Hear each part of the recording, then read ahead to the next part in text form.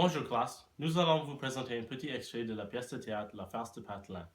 La pièce est une adaptation faite par Eudes Dupuis d'une farce du XVe siècle. Cette pièce s'agit d'une comédie ironique se déroulant dans le Moyen Âge. L'extrait que nous avons choisi est de la troisième scène du troisième acte.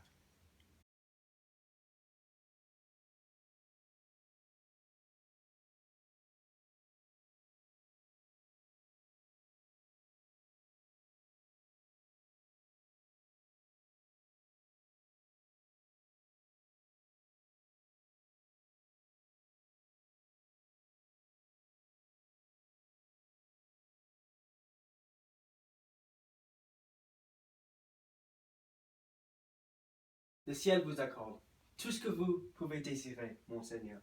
Soyez le bienvenu et prenez place. N'y a-t-il pas quelqu'un à comparaître aujourd'hui? Vite, qu'on se dépêche. Mon avocat termine quelques affaires présentes. Si monseigneur voulait bien patienter un moment, cela m'obligerait. Impossible, on m'attend ailleurs. Donc, puisque vous voilà, exposez-moi vous-même votre affaire. Il s'agit de mon berger Agnelé. Vous saurez, monseigneur, que depuis son enfance, je l'ai nourri par charité. Quand il fut d'âge d'aller au champ, je lui ai donné mes bêtes à garder. Croyez-vous, monseigneur, qu'il m'a fait périr une quantité de moutons? Vous l'aviez à vos gages? C'est sûr. Que Dieu me punisse si ce n'est pas vous qui... Pourquoi tenez-vous ainsi la main sur votre visage, maître Pierre? Auriez-vous mal quelque part? Jamais. Je n'ai souffert comme cela. C'est une vraie rage de dents. Par mon salut éternel, maître Patelin, n'est-ce pas vous que j'ai vendu 6 ondes de drap? Quel drap! Il ne sait ce qu'il dit. Que je sois pendu si vous n'avez pas emporté mon drap. Qu'est-ce qu'il chante là?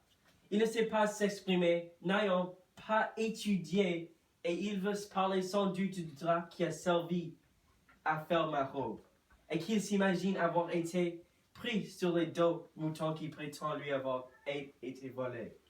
Que le ciel me tombe sur ma tête si ce n'est pas vous qui l'aviez. Dieu! Vous êtes fou! Ne pouvez-vous laisser là ce drap? Il ne sait ce qu'il dit, et je ne peux m'empêcher de rire en dépit de mon mal. Ça, revenons à nos moutons. Ils ont pris 6 ondes pour 9 francs. Qu'est-ce que cela signifie de parler d'ondes à propos de moutons?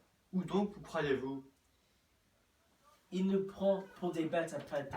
Si nous écoutions maintenant la partie adverse, justement là, voilà. C'est bien dit. Ça, approche-toi et réponds à mes questions. Bah, Que signifie ce bah? Me prends-tu pour une chèvre? Parle! bah, Encore, te moques-tu de moi? Il croit avec ses bêtes dans la prairie. Plus que je vous regarde et plus j'en suis sûr que c'est vous qui avez emporté mon drap. Sais-tu par quelle malice... Taisez-vous! Vous n'êtes pas dans votre bon sens. Venez au principal, c'est-à-dire à vos moutons. En bien, monseigneur, je n'en dirai plus un mot pour aujourd'hui. Mais, une autre fois, donc, pour en revenir à mon affaire. Je lui ai donné 6 ondes...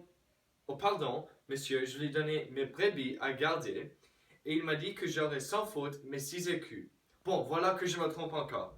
Enfin, mon berger, depuis 3 ans, au lieu de garder loyalement mes brebis, les faisait mourir de grands coups de bâton sur la tête. Et quand il eut mis mon drap sous son bras comme cela pour l'emporter, il s'en allait chez lui en me disant d'aller quérir les 6 écus. Eh bien, monseigneur, je ne parlerai plus de drap. C'est convenu, si je peux faire autrement. Tâchez de vous souvenir de votre promesse. Et maintenant, concluez. Ce pauvre berger ne peut se défendre.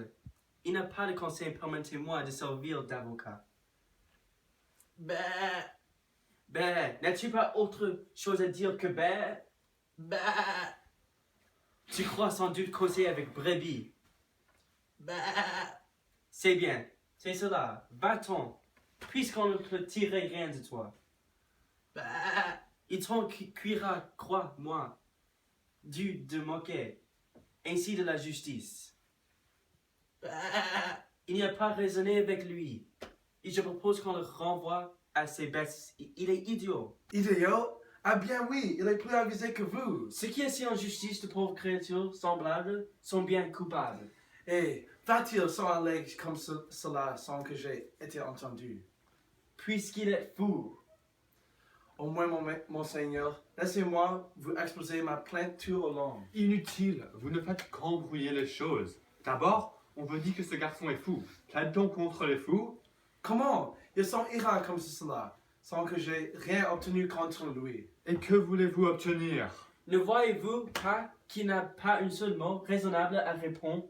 Oui, vous avez emporté mon drap, maître Pierre, aussi vrai que je vis, et ce n'est pas le fait d'un honnête homme. Il est fou, lui aussi. Fou? Non pas, non pas, et je reconnais bien votre robe et votre figure. Fou? Ah bien oui, je vais vous contrer l'affaire tout au long, monseigneur. De grâce, monsieur le juge, imposez-lui silence. Pour quelques méchants moutons galeux qui ne valaient pas 2 mailles, il fait autant de bruit qu'il s'agissait de tout un troupeau. Il n'est pas question de moutons pour l'instant, mais de drap. Et c'est à vous que je parle, maître Patelin. Il me faut mon drap et mon argent. Décidément, il m'assomme. Il n'en finira donc pas avec son bras. Je lui demande. Fais-le taire, c'est pas trop bavardé. Mettons qu'il ait tué 6 ou 8 moutons, tout au plus une douzaine, et qu'il ait mangé, vous voilà bien en peine. Je lui parle drap, et il me répond mouton. Encore une fois, mon 6 ondes de drap, où sont-elles? Allez-vous le faire prendre pour 5 ou 6 moutons? Ah, vraiment? Le pauvre berger! Monsieur, je demande mon drap, et... Et je l'absous. Et je vous défends de recommencer le procès. C'est beau à un homme sage de plaider contre un pauvre fou. Toi, retourne à tes moutons. Bah. Vous, je vous renvoie de la plainte. C'est à vous que j'ai affaire. Vous m'avez trompé, vous m'avez emporté mon drap avec la belle parole. Que de patience il faut. Vous êtes bien le plus grand fourbe. Permettez que je vous explique. Non, tout ceci est une comédie pour égarer la justice. J'en ai assez. Je m'en vais. Toi, mon ami, je te l'ai déjà dit. Va-t'en, au champ, la cour t'absout. Entends-tu? Dis merci. Bah, Allons, va-t'en.